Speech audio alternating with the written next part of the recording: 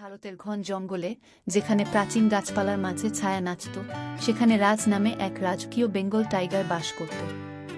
তার অ্যাম্বার চোখগুলি বছরের পর বছর বেঁচে থাকার দ্বারা তৈরি একটি জ্ঞান ধারণ করেছিল এবং তার শক্তিশালী উপস্থিতি মরুভূমির সমস্ত প্রাণীর কাছ থেকে সম্মানের আদেশ দেয়। একদিন সূর্য যখন কমলা এবং গোলাপি রঙে আকাশ এঁকেছিল, রাজ অর্জুন নামে একজন হারিয়ে যাওয়া লোকের মুখোমুখি হয়েছিল। ক্লান্ত এবং দিশেহারা হয়ে অর্জুন রাজের অঞ্চলে হোঁচ খেয়েছিল, পাতার মধ্যে লুকিয়ে থাকা বিপদ সম্পর্কে অজান্তেই।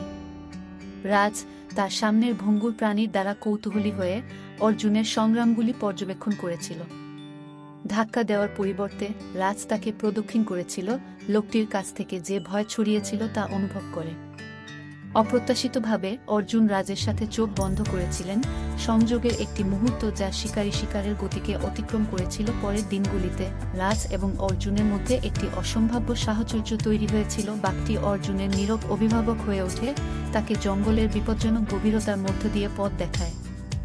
অর্জুন পালাক্রমে রাজের সূক্ষ্ম ইঙ্গিত এবং অঙ্গভঙ্গি পড়তে শিখেছে, একটি বন্ধন প্রতিষ্ঠা করেছে যা তাদের নিজ নিজ জগতের প্রচলিত সীমানা লঙ্ঘন করেছে। একসাথে তারা চ্যালেঞ্জের মুখোমুখি হয়েছিল, অন্যান্য শিকারীকে এড়িয়ে যাওয়া, বিশ্বাসঘাতক ভূখণ্ডে নেভিগেট করা এবং হৃদয়ের মধ্যে লুকিয়ে থাকা গভীর সৌন্দর্য আবিষ্কার করা। মরুভূমির ঋতু পরিবর্তনের সাথে সাথে তাদের বন্ধুত্ব বেড়েছে, মানুষ এবং পশুর মধ্যে একটি সুরেলা ভারসাম্যের মধ্যে বিকশিত হয়েছে। তবুও জঙ্গল তাদের বন্ধনের জন্য অপ্রত্যাশিত পরীক্ষা চালিয়েছিল।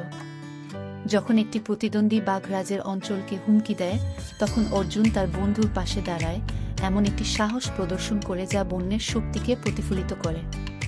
প্রতিকূলতার মুখে বাঘ এবং মানুষ একত্রিত হয়েছে, প্রমাণ করেছে যে বোঝাপড়া এবং সহানুভূতি এমনকি বিস্তৃত ব্যবধানও পূরণ করতে পারে। তাদের গল্পটি প্রাচীন গাছের মধ্য দিয়ে প্রতিধ্বনিত হয়েছিল, অসাধারণ জোটগুলির একটি প্রমাণ যা অসম্ভাব্য জায়গায় আবির্ভূত হতে পারে।